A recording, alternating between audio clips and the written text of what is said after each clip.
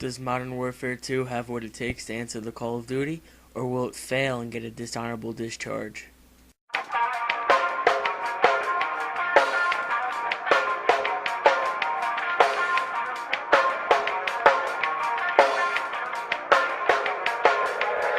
Peeking out from your closet door, memories from our past unfolding.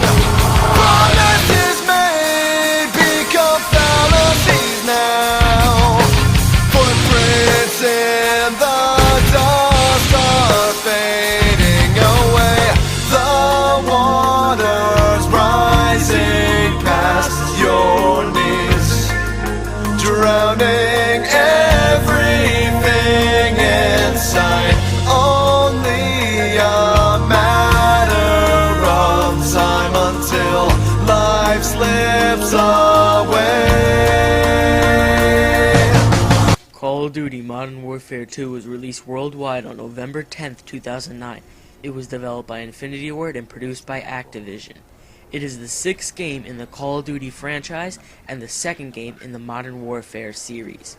Within 24 hours of its release, approximately 4.7 million copies were sold, making it one of the best-selling games of all time and also the fastest-selling game of all time. The concept of Modern Warfare 2 is simple. It's a first-person shooter and it's designed to make a lot of money. Since it's the sequel to Call of Duty 4, it uses a similar game engine to that of its predecessor, and has the same run-and-gun style and feel. The terrain elements in the single-player levels and the multiplayer maps vary, but range from arid deserts to snowy environments to even urban settings. This is nice because we basically get a lot of the same in Modern Warfare, and in this second installment we see a lot more variety. The guns are done to scale visually, and are very balanced out.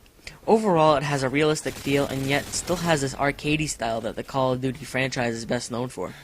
However, it's a bit disappointing because it feels a bit too similar to Call of Duty games, and other than some improvements, feels like the exact same thing as Call of Duty Modern Warfare or Call of Duty in general. So basically, the overall concept of Modern Warfare 2 is to take what Modern Warfare did correctly and add a lot more stuff to it to make it better. The graphics for Modern Warfare 2 are excellent.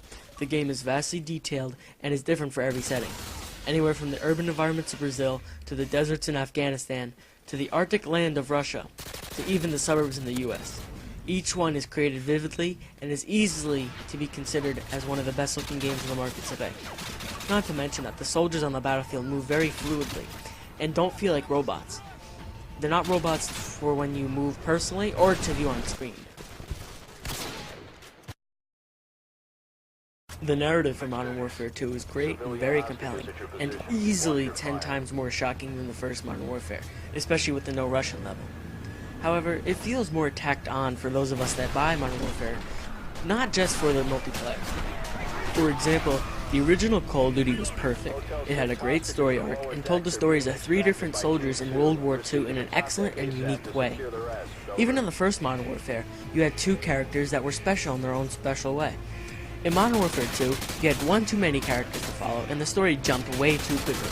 It tried to have 4 different stories in one short narrative, that basically just left the player physically and mentally wanting more. It's like the TV series Lost. It tells too many stories, and at the end of it, leaves you with more questions than answers.